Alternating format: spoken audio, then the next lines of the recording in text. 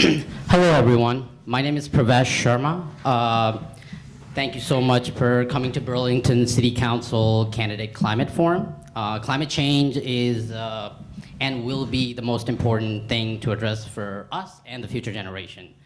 We can see the devastation of climate change internationally, nationally, locally, and it affects every socioeconomic and political level in every way possible.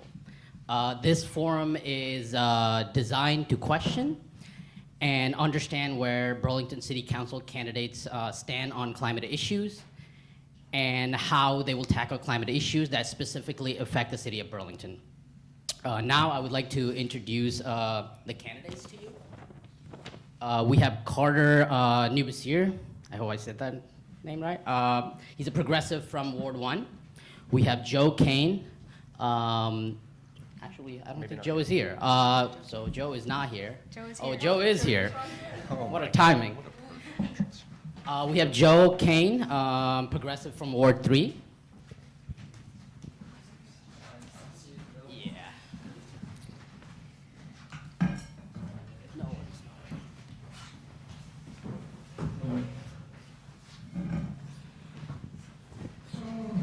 not. We have Sarah Carpenter, Democrat from Ward 4. Lena Greenberg, Independent Ward 5. Ben Traverse, Democrat Ward 5. Will Anderson, Progressive Ward 6. Lee Morrigan, Progressive Ward 7. Merrick Broderick, Progressive Ward 8. And lastly, Hannah King, Democrat Ward 8.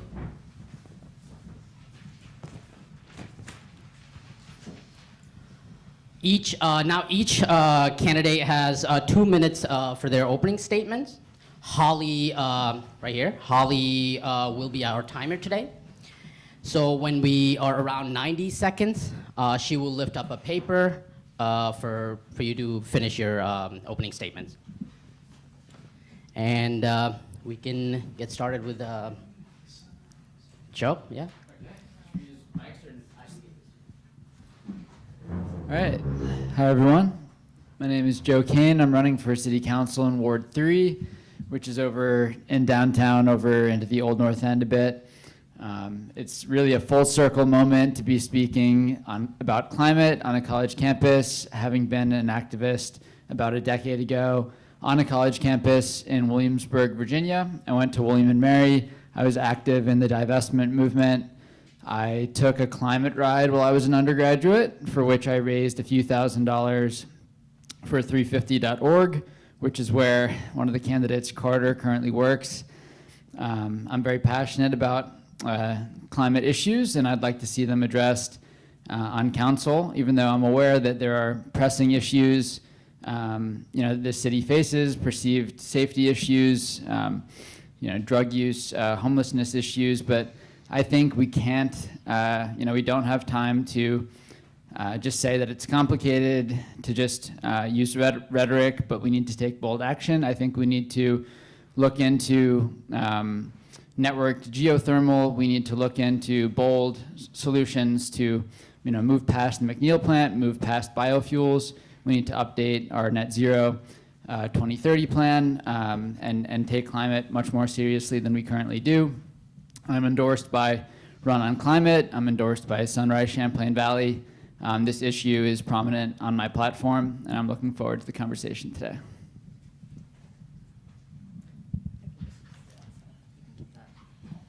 Hi, everyone. Hi, everyone. My name is Hannah King. Thank you to Champlain, the Student Climate Collective, Run on Climate, and EcoReps for hosting today's forum. I'm the daughter of a single mom, a mom who has dedicated her life to serving as a healthcare worker and union steward. My father was a construction worker, someone who worked tirelessly while living with his own deep struggles. Growing up with 3 siblings and 1 parent often created challenges. The realities of my upbringing have instilled in me an unwavering commitment to advocacy and progressive policymaking. I intimately understand the challenges faced by our community because I've walked the same path.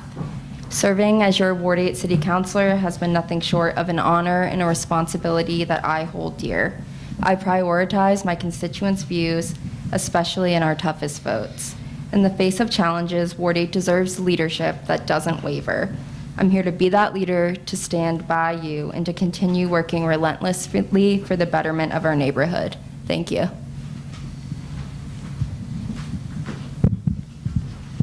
Thanks, Hannah, and thank you, and thanks Champlain College and partners for hosting the event. My name is Ben Travers. I'm the current city councilor for Ward 5. Ward 5 is basically the south end along Pine Street, south of Main Street, and I'm finishing up my first term in that role.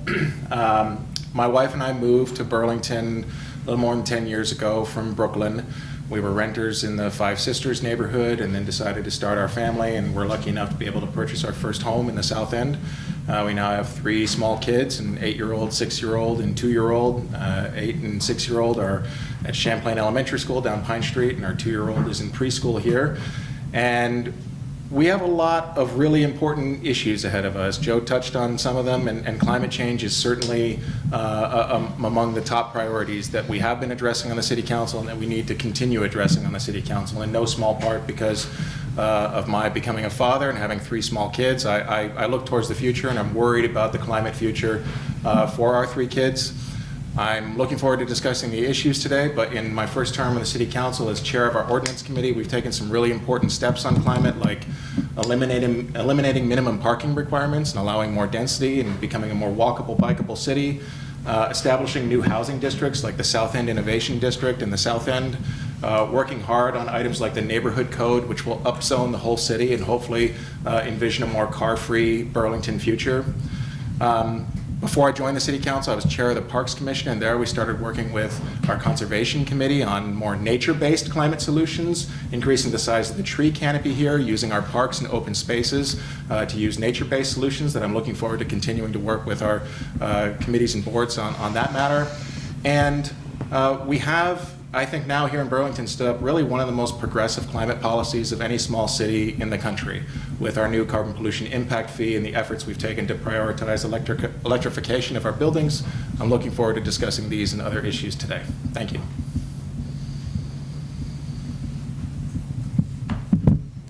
Okay. Thank you all. My name is Sarah Carpenter, and I live in Ward 4, which is in the new north end of Burlington on the west side of North Avenue.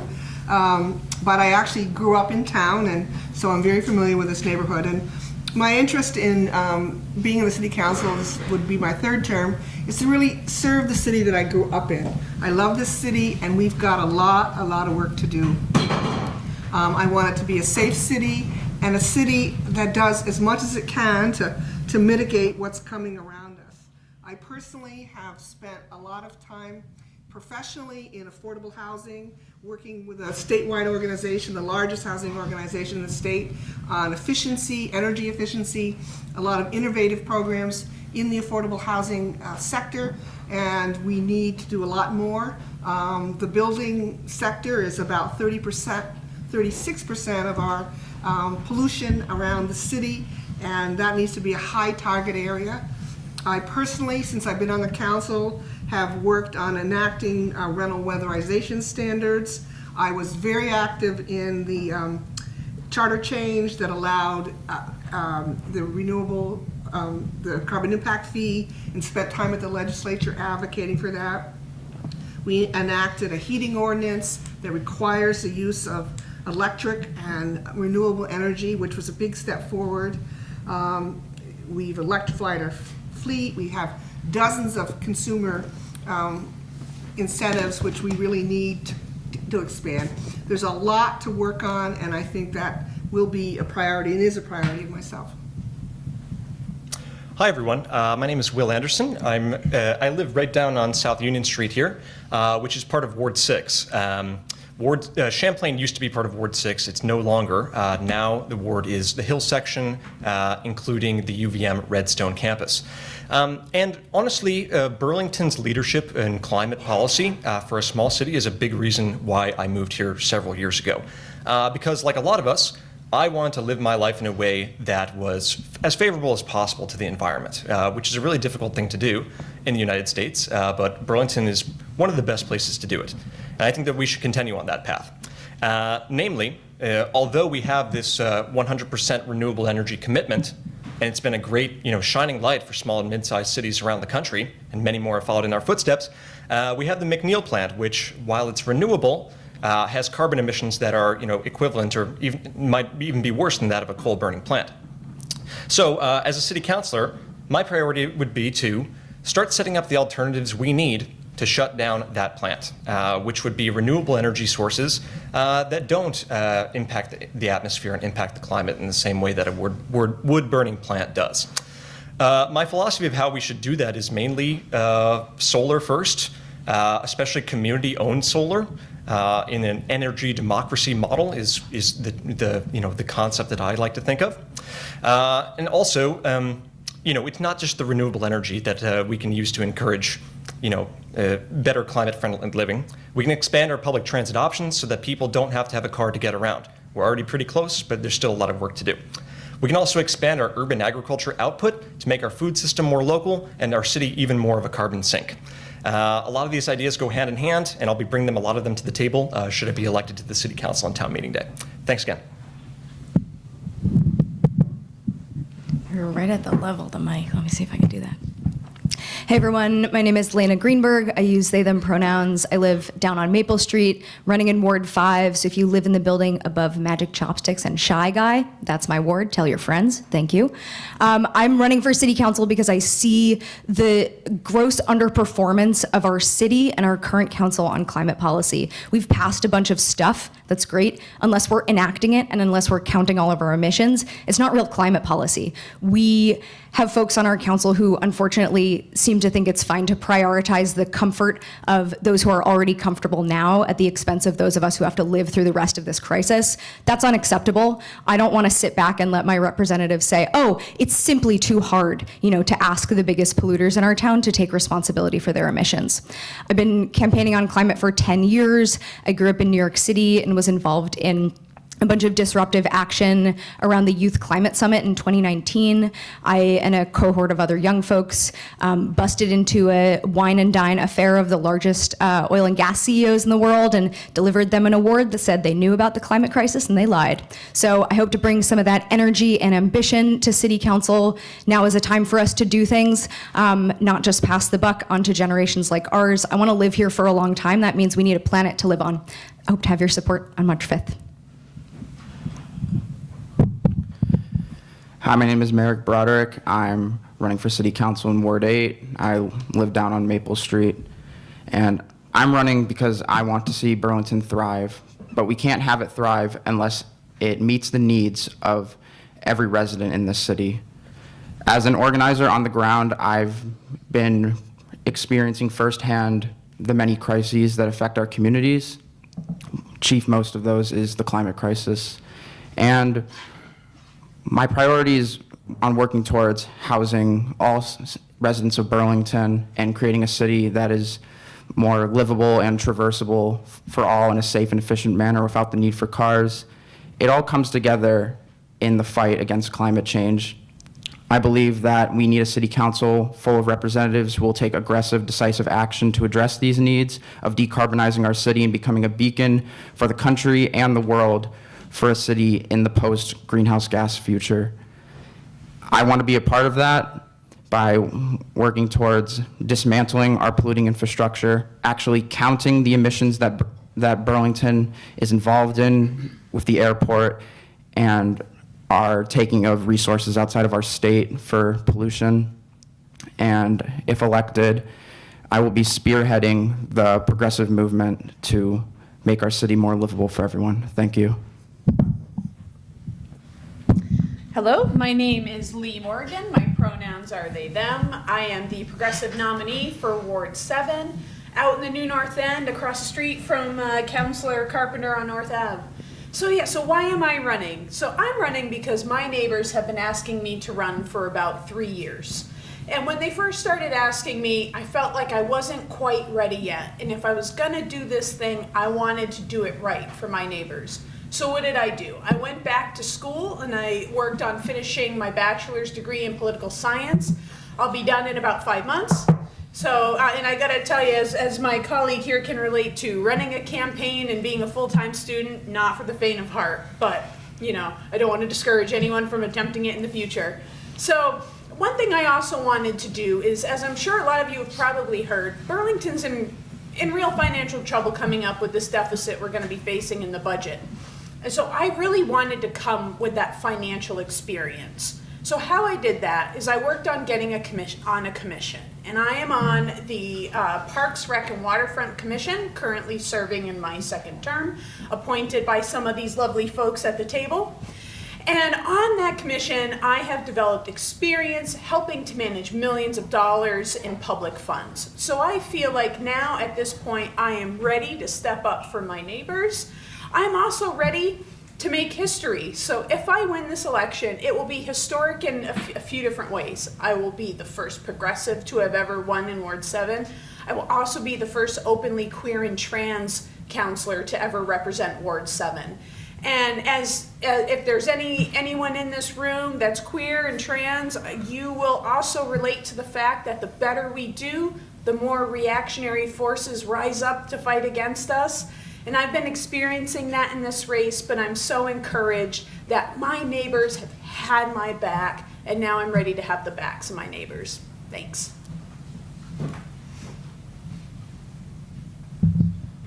Hey everybody, thanks for having us. My name is Carter Newbeezer. I'm running for City Council in Ward 1. Have been involved in local issues coming up on a decade now. I helped write for a resolution that would universally weatherize rental units that Councilor Carpenter alluded to earlier. Helped write the charter change to allow the city a few years ago to actually regulate thermal systems in our buildings because we didn't have that authority. And it is, like Joe said, a bit of a full circle moment because myself and former Councilor Hanson and Sarah Scortino were co-founders of Run on Climate because we saw the need to move at the municipal level in areas all across this country on climate. Currently in my day job, I work for 350 Vermont. We're an environmental justice nonprofit focused on mostly at the statewide level, but in localities across the state focused on transitioning us off of fossil fuels, off of high carbon fuels, but in a way that doesn't leave frontline communities behind, in a way that doesn't leave working class people behind. The main reason I'm running, I've dedicated my entire personal and professional life to climate and democracy reform, but I'm also running because it is incredibly expensive to live here, and our city leadership continues to make decisions that prioritize the financial needs of those at the very top. So what do I mean by this? For example, if you're renting or you see your utilities come in, whether that's through your rent or directly, all of our water rates just went up in the last few years. Not only did their water rates not go up, but at the same time that this is happening, the Burlington Country Club got a $200,000 to $230,000 some odd break on their water bill. No coverage in local media except for one online blog. I didn't hear city leadership give us a reasoning for that. At the same time that we're cutting city services by nearly right around $750,000 in 2024, we gave a huge tax break to businesses by raising the business personal property tax exemption from $45,000 to $75,000 at the same time that we're raising taxes across the board municipally on residents. So there's decisions like that that I think don't make any ethical sense, they don't make good financial management sense, and they don't make good economic sense. Thank you so much for such wonderful opening statements. Now, we have some prepared questions, somewhat of a rapid fire round. It'd be great if you could answer with yes and no. If you want to say something, please try to keep it somewhat short. So here we go. Do you think Burlington is currently doing enough to combat climate crisis? And just yes or no. That's all we're looking for. On paper, we have a lot of good goals, and we've locked ourselves in because of decisions to meeting almost none of those goals. No. No. Definitely not. No. Do we have more to do? Yes. And I will advise that if you're on city council, any of you, there's never a yes or a no. It takes a community decision to make things happen. As I mentioned before, I think Burlington has one of the most progressive climate policies of any small city in the country, so I think we've done a lot of good work. There's still a lot more to do, though. No. No. Do you support zoning changes that would allow more dense housing in neighborhoods across the city?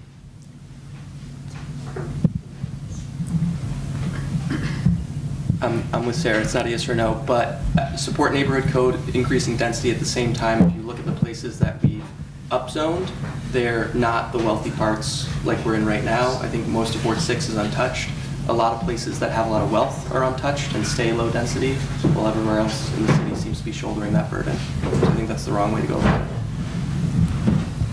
I have to give a little bit more of a longer answer on this one. So I'm formerly unhoused. I'm also 15 years in recovery. My people are dying, and a big part of the reason is there's no housing and sheltering options. So yes, my people need increased density and the zoning changes to make that possible. I agree. I think it is paramount of our city council to allow the building of more housing across the city, and it needs to be done in an equitable way, in a way that prioritizes mixed income, mixed use areas that make the city easier to navigate. Yeah, agree with folks who have spoken already. Your lawn cannot come at the cost of our affordable housing. Yes. Yes, I've spent 25 years of my life encouraging density, and I disagree with Carter. We have upzoned the entire city in the proposals. Yes, and I agree. If we can get the neighborhood code across the line, it will upzone the entire city in a really meaningful way. Yes. Yes, it's classist to increase the zoning proportionally as is being done in phase 1 of the neighborhood code. I would support the elimination of low density residential. I think we should have at least medium density as a floor for the city. I support density. Density is better for the environment. It'll make it easier for our city to grow, for people to get off cars, and ultimately for us to be able to bring better regional transit to Boston and also to Montreal. Do you support fair, free public transportation in the city of Burlington? Yes, and I worked with Councilor Hanson to get that through the legislature along with another group of climate folks. Yes, and this is a main part in my platform. Yes, I do support fair, free public transit, but it is just a fact that we need to greatly expand the funding opportunities for Green Mountain Transit, and we need to lean on our state and the federal government to help support that. Yes, we do need more funding for public transit, and it needs to be free for everyone forever, and also better connected with walking and biking infrastructure. The bus is not going to go everywhere you go, but you should be able to get there no matter where you come from. Short answer, yes. I do believe that. However, in the short term, I would be open to needs-based options that reflect folks' ability to pay.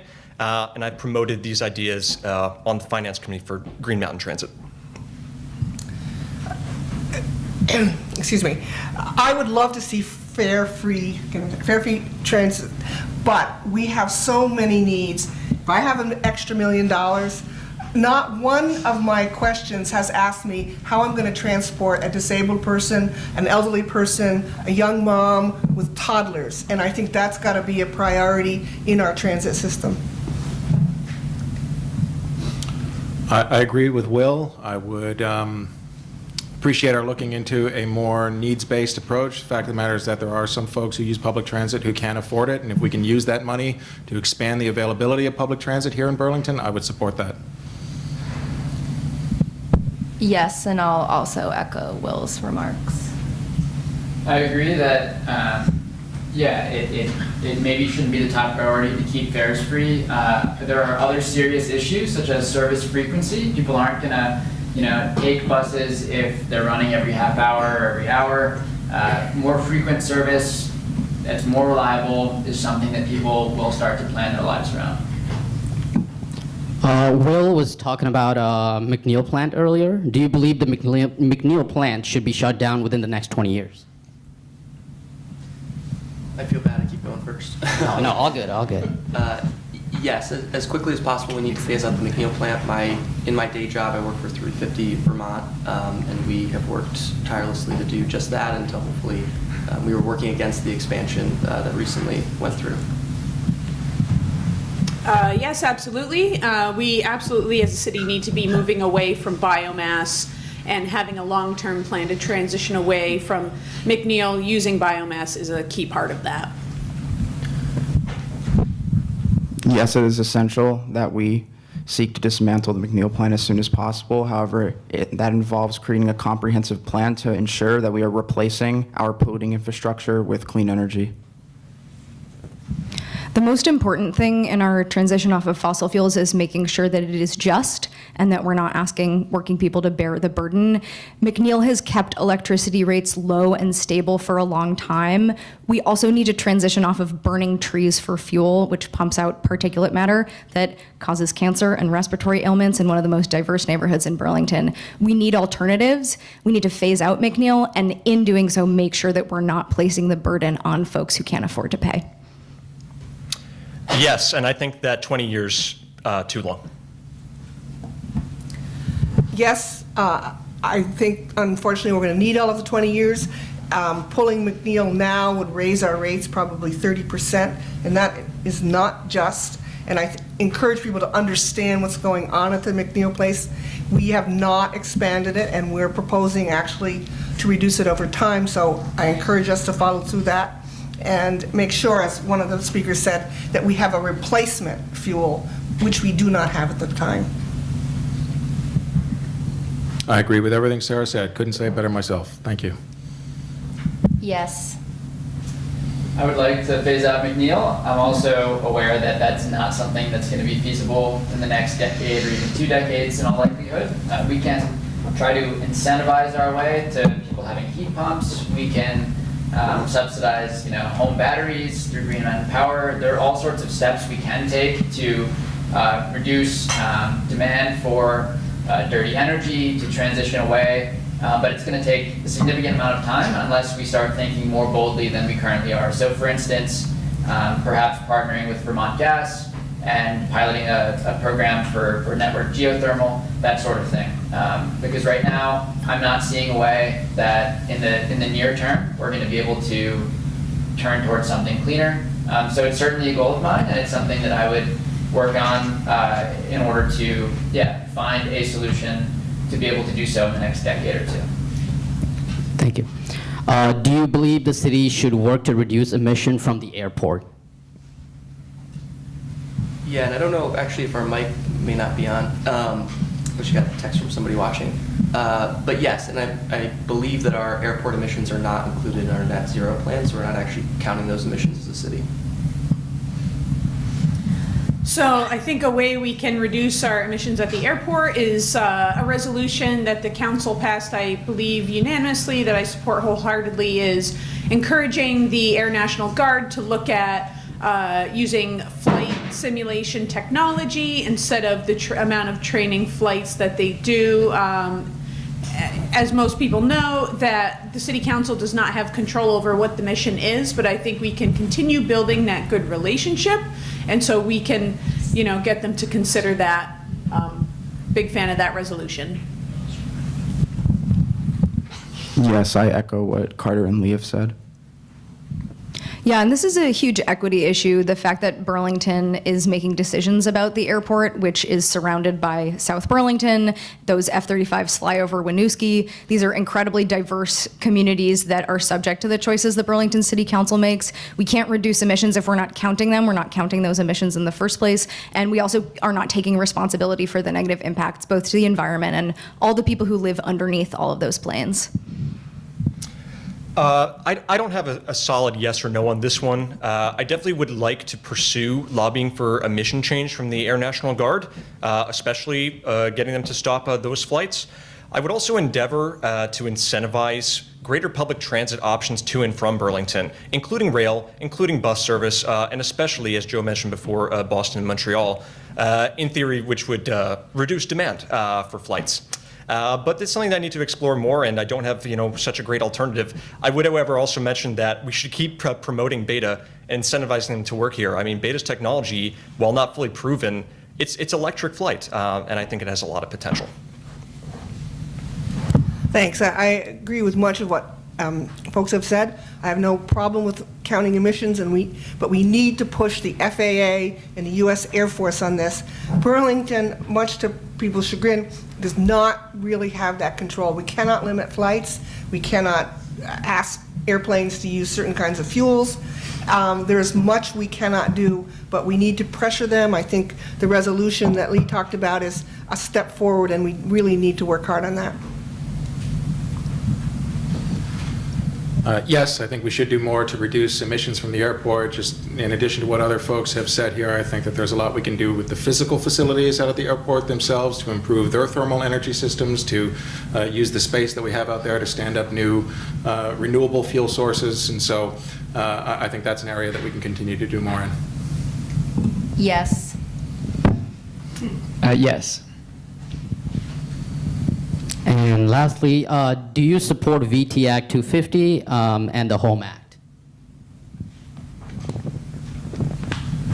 Admittedly, I'm not familiar with it, so would want to read first. I'm sorry, did you say Act 250? Act 250. Yes. So, like Carter, I'm not an expert on this. I have heard what I feel are some valid criticisms that the initial reasons for Act 250 and why it may have been important then are really just hindering progress now. I am all for having systems examined and audited, so I would fully support the council looking at Act 250 and working with our legislature to encourage any changes that we felt would help increase density. I agree with Lee. I think Act 250 as currently constructed has worked over the decades to hinder Burlington's ability to increase density. And yeah, I echo what Lee says. For folks who aren't familiar, Act 250 is a statewide policy that is why we don't have billboards and also why Vermont is pretty. Land use policy is really important. When it prevents us from being able to build the housing we need, it's a problem. I believe, and the legislature is working on a compromise that would revise Act 250 and move us to a more balanced approach where we can both protect the forests that have not been built on and also make sure that we can build more density. Unfortunately, our Republican governor is not into that compromise, so making moves on that is huge. We need policy that holds both, because we need both to preserve our forests and make space for folks to live. In general, I support both laws in principle along the lines that Lena described. However, I strongly support the compromise that they mentioned, which I believe is H-147 in the legislature right now, but please don't quote me on that, which would essentially endeavor to have Act 250 enforcing in rural areas, protecting our natural landscape while allowing density in cities to increase more rapidly. We don't have very many cities here in Vermont. We're a city of 42,000, the largest city in the state. We need to be able to get more dense more quickly and have supply start to meet demand. Thanks. I think part of your question was, do we support the Home Act? Yes. And the Home Act is the current legislation reviewing all of these things. And it's 95 pages, so I don't expect anyone to understand it. Although I have to say, I have spent time on it. I personally, as a counselor, spent some time in the legislature. And I think that is an appropriate role for a counselor to look at what a city needs versus other parts of the state. I spent my entire professional career in affordable housing and butted against a lot of arcane things, so I am supportive of it, and I think it's important for the city council to be right on top of it. I'm also supportive of it, and to the extent current Act 250 regulations are standing as an unreasonable hurdle to more dense urban development here in Burlington, there needs to be a change. Yes. Yes. Thank you. Now I would like to open it up to the audience for any questions they might have.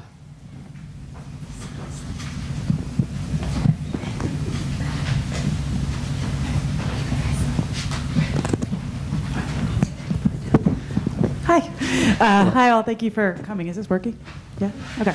I did have a question about. I actually live in Ward 1, and I did have a question about the upzoning, because recently there was an article in VT Digger, I think it was VT Digger or 7 Days. Anyway, about how some of the current proposed changes would actually increase climate change. Thinking about lawns, I get that, but we also do need some green space and carbon sinks. So I was wondering if anyone had any further kind of more nuanced thoughts about that. Yeah, I can go. So I actually talked to, if in VT Digger was an op-ed maybe? Yeah. Carter, do you want this? Yeah. Do you want Yeah. this? Yeah. Thank you. So yeah, I actually called Paul right after he wrote that, and he had sent me in advance because I'm on the Ward 1 MPA, and I just finished knocking doors for the campaign, and a bunch of folks had brought up neighborhood code, so I came up with a list of essentially every concern and question that I had heard, and emailed that to Megan Tuttle, who had come to present at our last MPA this Wednesday, saying, hey, I support upzoning, and here are all the concerns and sort of the implementation questions that need to be addressed and that folks are bringing up. One of those being Paul's article, which he sent me in a Google form before he submitted it. So I don't know the answer. I mean, we had a long conversation, about an hour and a half. I think it's a nuanced one, but one of the things we came to after speaking on the phone was, as far as I understand it, we didn't take, for example, into account built infrastructure and the impacts on our sewer, roads, bridges, costs associated with that over time. How does the increased tax base, you could argue, well, the increased tax base is going to come out, we're going to come out ahead financially, but we don't actually have those numbers as far as I can tell, and incumbent councilors can correct me. But so essentially I want to make decisions thinking about them holistically, and we haven't done that from a carbon sink perspective or from like a green space perspective and the impact there. So yeah, I think Paul's argument was essentially like, let's, the best we can, keep the footprints the same but build up, rather than sort of build maybe what like these giant condo complexes like you see in South Burlington or something. Yeah, I hope that's helpful, but it's definitely a concern. Yeah, I think it's we need the city to pause, particularly for Ward 1, which is going to be greatly impacted by this decision, and actually answer these concerns more robustly and think through this, I think, from a couple angles before we move forward. Yeah, so this is, make sure I'm not too loud. I typically don't even need a microphone. So I think this is a great question. I think with a lot of things in life, you have to look at it on a case-by-case basis. So, in Ward 7, very different situation than you would be dealing with in Ward 1 or Ward, even like Ward 3. So I'm knocking doors right now, and there's a lot of open space. And I really reflect on, the amount of housing we could put in Ward 7. And I also have some experience with this on the Parks Commission. So something that we do occasionally is we will look at lots for sale, and if we should be recommending some of these lots that the city acquire and conserve. And what is top of mind for me is always a blend of what is best for the environment, what is best for our citizens, and I believe we can make decisions that achieve both of those. I think that's why I'm endorsed by the Sunrise Movement, because of that commitment. And yeah, so I think we can look at these things case by case and even site by site. I agree that when thinking about our vision for making a denser Burlington, we do need to make sure we're looking at all of the positives and negatives we take out of it. I do believe that it's important that we take time to look these over, but it does not detract from the fact that we need to be aggressive and decisive when making these decisions. I agree that, Carter, that building taller is very important, just as much, if not more, than purely just expanding density. And to carbon sinks, I think that thinking about lawns, monoculture grass is not a very productive carbon sink. I think we could definitely look at creating more diversified projects if we want to create urban carbon sinks. The idea of something increasing climate change it's not one thing, right? And we have a housing shortage, and we need to build more housing. The population of Chittenden County has been increasing steadily for the last, decades. Burlington's population has stayed sturdy because we're not building any housing. So we've now added all of these units that people are driving to and from. So that raises the question of, okay, how are we looking at emissions? Are we just looking at the building itself, or are we looking at all of the associated costs of having people anywhere in space? If we are building more densely, it's easier to walk and bike and take the bus to where you need to go. Transportation is a huge component of our emissions, as are buildings. So maybe more directly to your point, we could do a better job of forcing and incentivizing those large building owners to decarbonize their buildings and making sure that new builds are well insulated and using electricity instead of gas. And that's something in the city council's jurisdiction that I have not seen the needed ambition that we could bring to say, this shouldn't be your job to front the cost of a $2,000 heat pump. Let's address climate change in a way that's going to be effective and quick. That means we get at the biggest emitters first. In terms of green space, zoning is not just one tool. It's a big set of tools that mean a lot of things for the shape and size of buildings that we end up with. We can have green roofs and green spaces and bioswales and rain gardens and diversified pollinator gardens in between those buildings. I grew up in New York City, and you could put green space just about anywhere you can fit it. It's a beautiful thing, and I'm sure that we can do that in Burlington. Yeah, thanks for the question. This has been something that's been on my mind for sure, but I think the evidence shows that density relieves pressure on the climate, particularly with suburbanization, right? If you think about the suburban communities that have sprawled out from Burlington and from practically every city in the country, those are a lot worse for the environment because you have to have a car to get everywhere. The energy has to flow to a greater extent. So when we create more density here, we can relieve pressure on rural areas and suburban areas for the climate. And new development, as Lena mentioned, can have new standards for insulation, like the passive house standard, which is almost like net neutral. But I also don't think that green space is exclusive to non-dense urban areas. Not only have we demonstrated that here with the Is Good urban gardening program, but I think the city of Montreal is perhaps even better example with the pocket parks and with the Ruelles Verts program. So I don't think that A, I think that we need the density absolutely, and B, as long as we're observing critically where climate impacts could be, we can create solutions to those problems.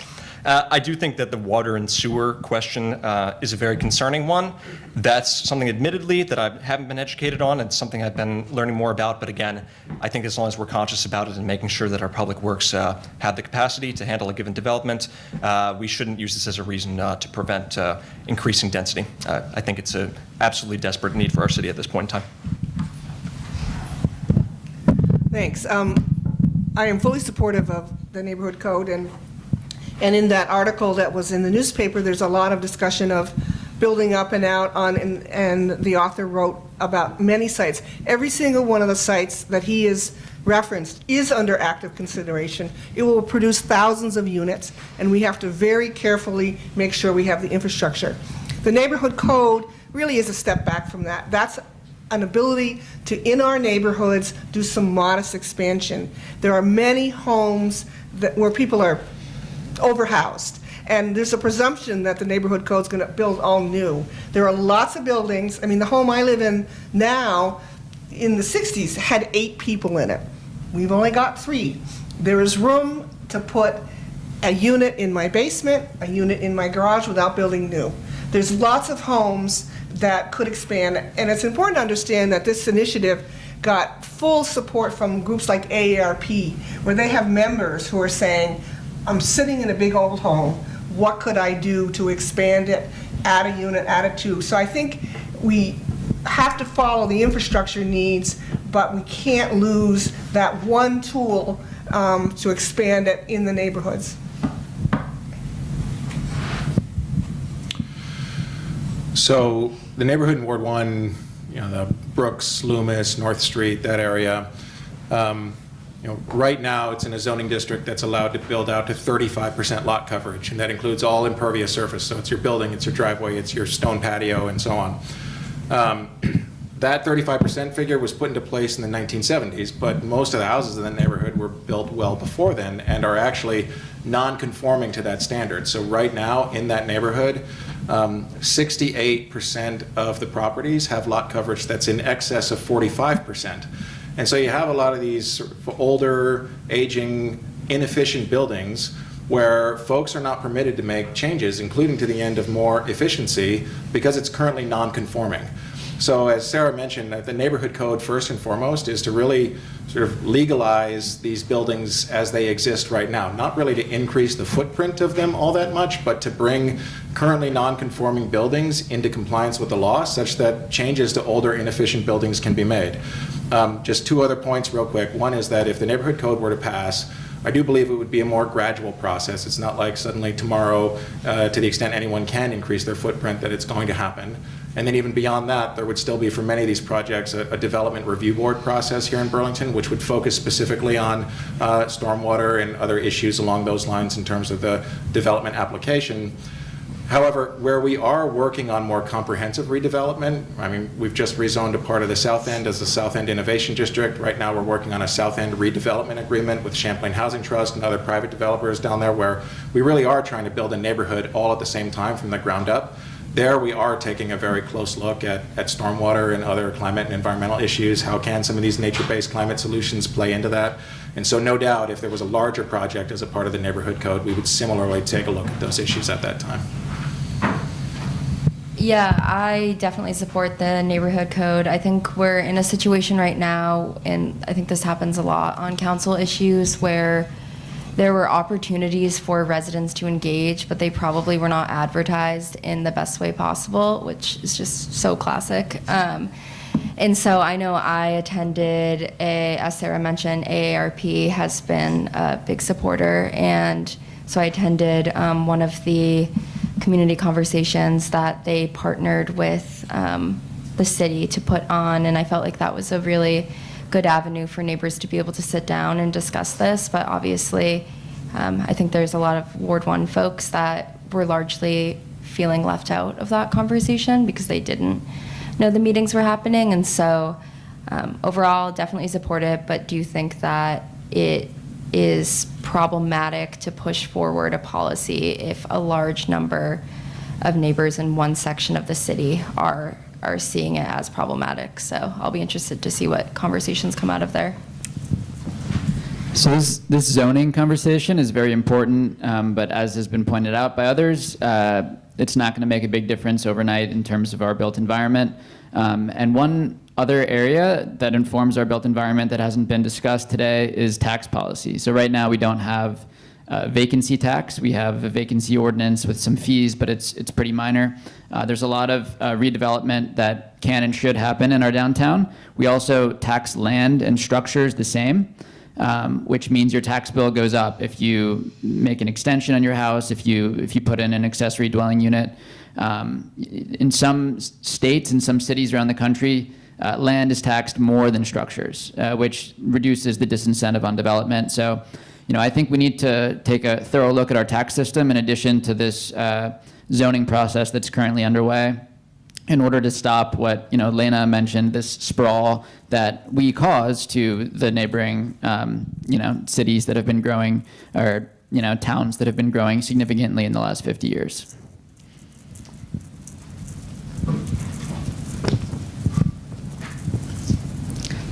I encourage more individuals to ask questions. Hello, my name is Emma. It's nice to meet you all, and thank you for coming. My question sort of goes off of something Ben said, but it is for everyone. So could you speak more on the development of the Innovation District, and how will developing this area address environmental concerns, both regarding environmental justice issues and like accessibility, and how the construction would affect important ecosystems in that area near the lake?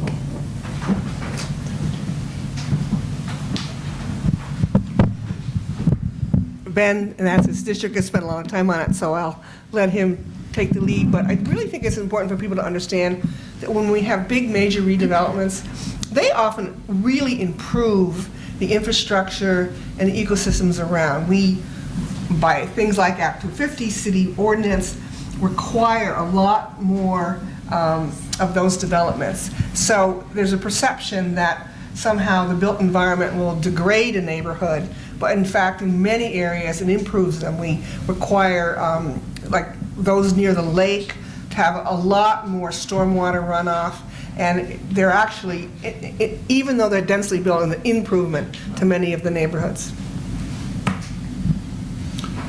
Yeah, thanks very much for that question. I'm really excited about the work that's happening in the South End Innovation District, but it does need to be the right balance with the surrounding environment.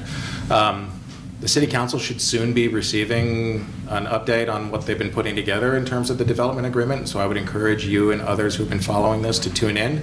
But right now, most of what they're considering developing is a surface parking lot.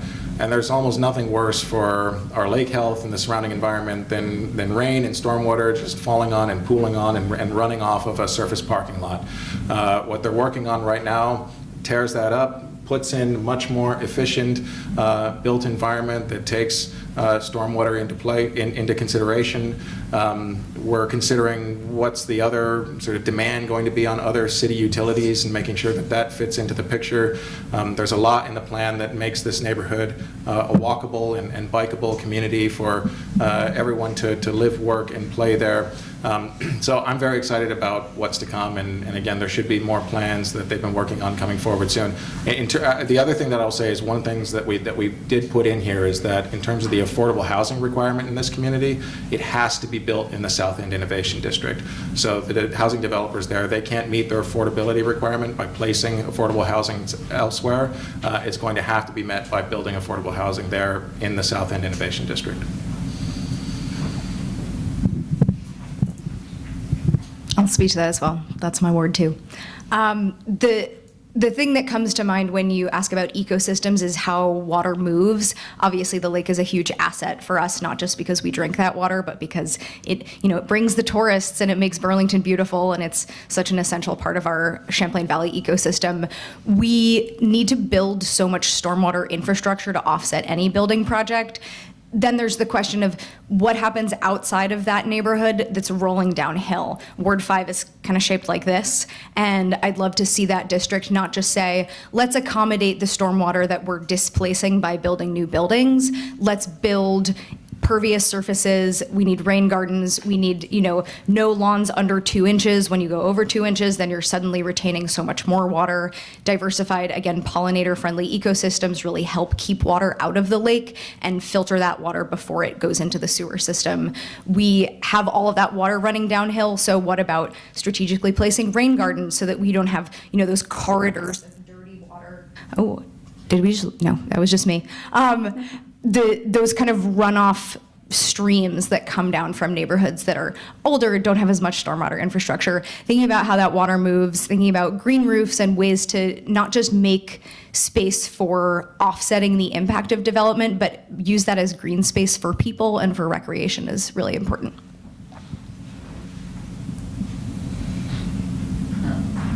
Just a quick comment or two. I think this project is one of the first since we reformed our minimum parking requirements. And so that's an element here that, kind of a new element to be litigated in the public discourse. And I think it's very important because, if we don't have very much parking there, that will be as good for our bus system, as good for expanding public transit, as making fares free, as increasing service. So some folks have come and spoken about the Winooski Bridge redesign project and emphasized to the council this concept of induced demand, that if we widen the lanes there, allow for faster car travel, don't have protected bike infrastructure, that we're gonna incentivize people to drive more by making it even more efficient and faster for people to be able to drive in and out of the city. So I think it's important in the Winooski Bridge project that we have protected bike infrastructure, that we not make it easier or faster for cars to get through, and in relation to the South End Innovation District, that we not add any unnecessary parking, and that we take the minimum parking reform responsibility very seriously on council.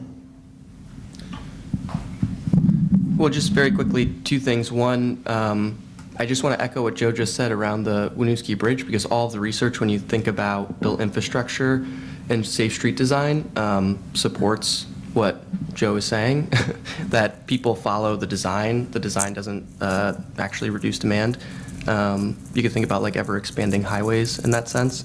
The other piece, I don't have enough information to have a strong opinion on the Innovation Center, so I just need to do more research and think about it more and talk to constituents. But just generally zooming out, whenever we're talking about increasing density, one of the problems that we have to take into account, and this is part of the question list I sent to Megan for the MPA, is the UVM problem, so to speak, the amount of students that are pouring into our neighborhoods and taking up available rental housing. We have one of the lowest vacancy rates, as far as I can tell, in the country. We certainly, I think it's between 0.5% and 1%, whereas the national average is over 5%.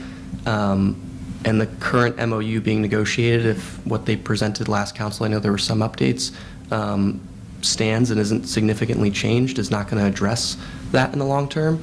We're going to be in the same position in about half a decade. Only the gross number of folks in the city is going to be a lot higher. I was a student. I came here for UVM. I also rented off campus my junior year, so it's not an issue with students, but obviously there are colleges, including Champaign, I believe, that house students all 4 years. Folks can correct me if I'm wrong, and we ought to be asking and pressuring UVM to do the same. Yeah, as Lena was talking, I was kind of reflecting that, I think a big part of what we really need here is we need to elect counselors that have the political courage to act. We really need counselors making bold action, especially when it comes to the climate. So as you're considering who you will vote for and also who you will support, whose campaigns you want to volunteer for, I would encourage you to really evaluate who has the political courage to act. I'd like to echo what Joe said about talking about things like the Winooski Bridge and induced demand. I think that's a very overlooked aspect of climate justice, where we have to completely move past just telling people what needs to be done and hoping that they do it. We need to change the systems around people in order to incentivize doing one thing and de-incentivize doing another thing.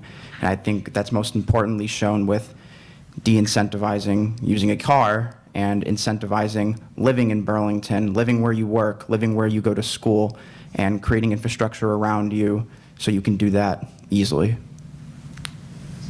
Yeah, I mean, to Lee's point, I think the SEID was bold action. There were so many counselors and city staff that worked tirelessly to ensure that this project was done and will be done in the best way possible, taking into account climate issues, making sure that the housing would be affordable. And so I would encourage you to look at the counselors that really led on that, including Councilor Travers, just because they were the ones that actually did the work here. So. Thank you so much. Before we move ahead, I just want to say Champlain College and UVM does not endorse any of the candidates here. Okay. I completely forgot about that. I have to make sure I say that. Okay. Well, I would like to thank City Council candidates for participating in this event and answering some of the questions. I would also like to thank Run on Climate, Champlain College Eco Reps, and Climate Action Collective. Similar to the opening statements, you have about 90 seconds to give us a quick closing statement, and Holly will let you know when it's about time. Okay, so again, my name is Joe Kane. I'm running in Ward 3. I take this issue very seriously, climate that is, even in my lifestyle. I don't fly. I've never owned a car as an adult. I will bike everywhere, no matter how inconvenient or dangerous it is, which feels really stupid sometimes, but I'm very committed in my lifestyle. I've been vegan my entire adult life because of the environmental impact of eating at higher trophic levels. It's less efficient to eat meat. For instance, if you eat chicken, right? The chicken is going to eat way more in the way of calories. We spend a lot of fresh water and calories and land, arable land, on domesticated livestock. This is, a very core issue to who I am as a person. I would, carry that with me every day on council. thinking about these urgent issues, transitioning, our grid, getting people, to use less in the way of fossil fuels, less in the way of energy. I would be supportive of a kitchen sink approach to climate, because I think that we don't have a silver bullet. We need to work through individual incentives. We need to work with Green Mountain Power. We need to work with Vermont Gas Systems, pilot new infrastructure projects. We need to work on our own infrastructure and have a bold vision, as I touched on with the Winooski Bridge project. There's a lot of work to be done, and I'm ready to do it. Thank you again to Champlain, the EcoRep, Student Climate Collective, and Run on Climate for not only putting together today's forum, but really doing the work in a lot of these climate-based votes that we're taking to do advocacy and outreach to counselors. It's very helpful. My name is Hannah King, and I'm asking for your support on March 5th. You can learn more about our campaign at hannahforburlington.com. Thank you. Thanks, Hannah. Thanks very much to Champlain College, to our moderator, and to the other partner organizations in putting this on. It's always nice to connect with the candidates and talk about the issues like this, especially an important issue like climate change. I started working on the climate. My first job out of college is I went to go work for the Senate campaign for Sheldon Whitehouse in Rhode Island, and then went to go work with him in Washington, D.C. for a number of years. And he's really one of the first United States senators that's been calling the alarm on a pretty regular basis with respect to climate change and what's happening. The frustrating part is that at the national level and pretty much in every other community around the country, a policy like carbon pricing, for example, that Senator Whitehouse has been calling for decades, isn't even off the ground in most of the country. The beautiful part about Burlington is here. It's not a question of whether or not we should have a fee, right? I mean, here what we're debating is how much should the fee be, and that is one of the great parts about being here in Burlington, is that we are taking bold steps in standing up something like a carbon pollution impact fee, in demanding that folks use electrified systems and only rely on fossil fuels if electrification is infeasible, that we are prioritizing walk and bike infrastructure in our projects, that we're standing up denser neighborhoods to become a more car-free community. I've been excited to be a part of these steps and would look forward to continuing them if reelected to the council. Thank you.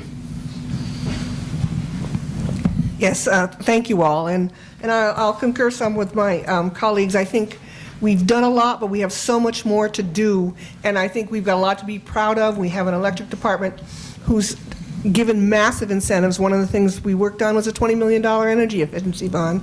We're 25 times the uses of heat pumps in Burlington, but we still have more to do. About 36% of our pollution comes through home heating, 34% through vehicle traffic. That's manageable. We can target that, and we need to do that. And we need to do it, I think, by incentives and working together with our utilities and making it feasible for all families, not just moderate income, but low income families. And I think there's much more work to be done on that, and we need to partner with the state on that. One of the things my former organization did just this year was allow for on-bill financing so that you could do those improvements in your home. That doesn't seem like a very sexy thing, but if it costs, $10,000 to improve your home, you can't pay that out on one pop. You need a way to stretch it out over time. So there's a lot of things like the on-bill financing and more incentives that we need to work on. Look, I think that at this point I don't really trust in the rest of the country and the rest of the world to reduce their carbon emissions because of, the crisis in the atmosphere and in the climate. I mean, that much is clear to me at this point. So I think that if we want to continue to be a leader of communities in reducing emissions, we should do so by setting an economic example. And at the same time we do that, we can make it more affordable for people to live here, especially working people.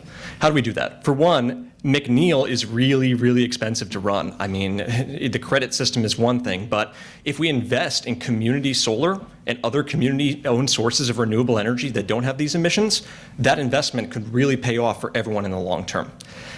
If we make it easier to get around by public transit, not just around the city through bike and pedestrian infrastructure and buses, but to and from the city with rail, with greater bus transportation, we could reduce the need for flights.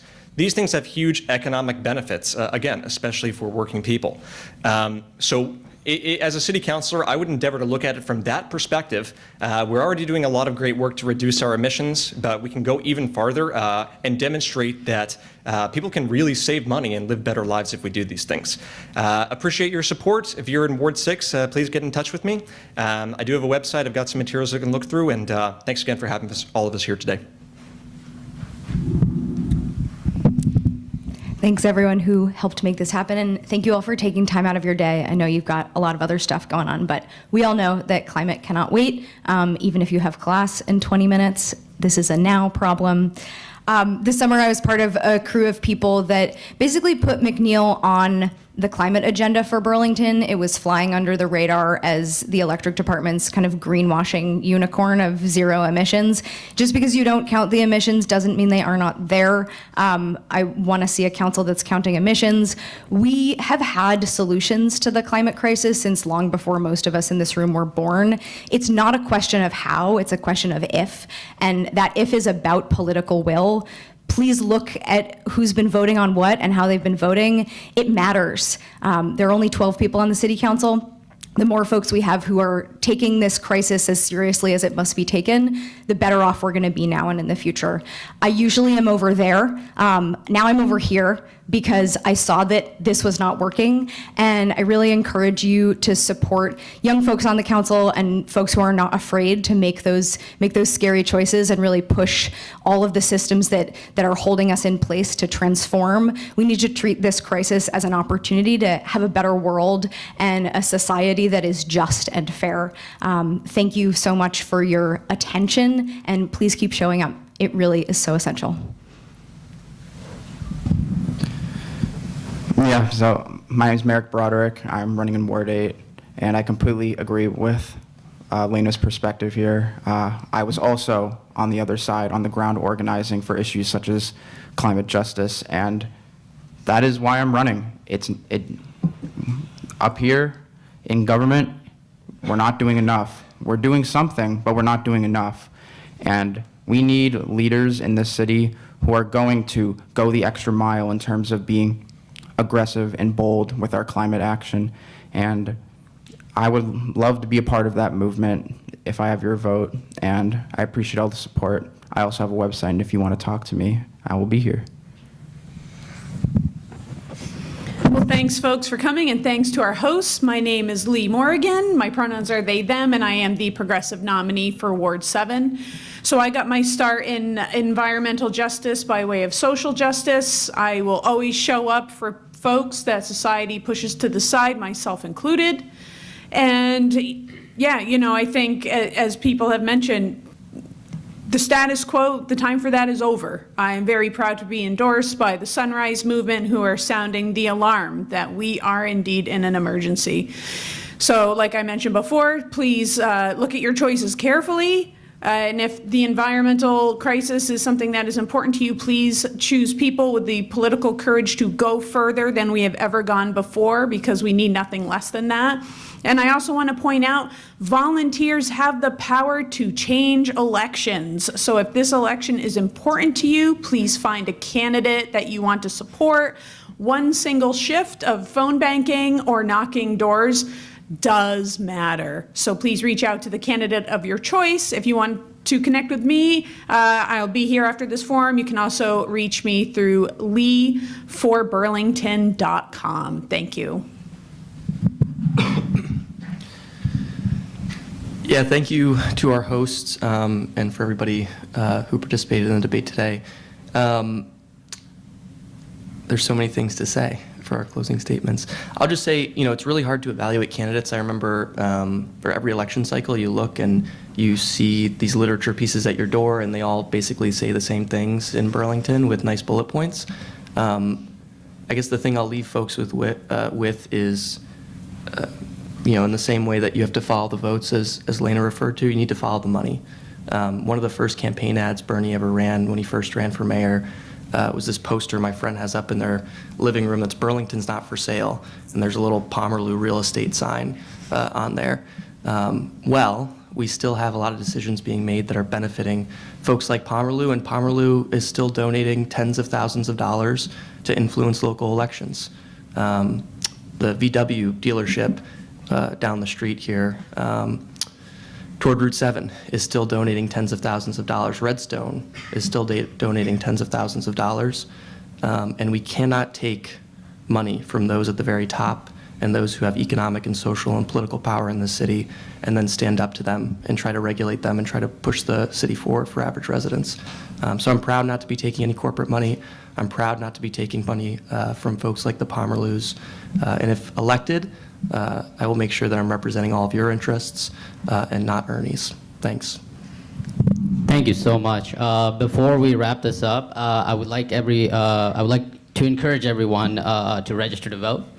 If you're already registered, you should have received a mail-in ballot in your mail. And again, thank you so much, all the candidates and all the individuals here for coming to the City Council Climate Forum. And I would like to thank every person who came in this event to ask questions and understands the candidate's policy stance. Thank you so much.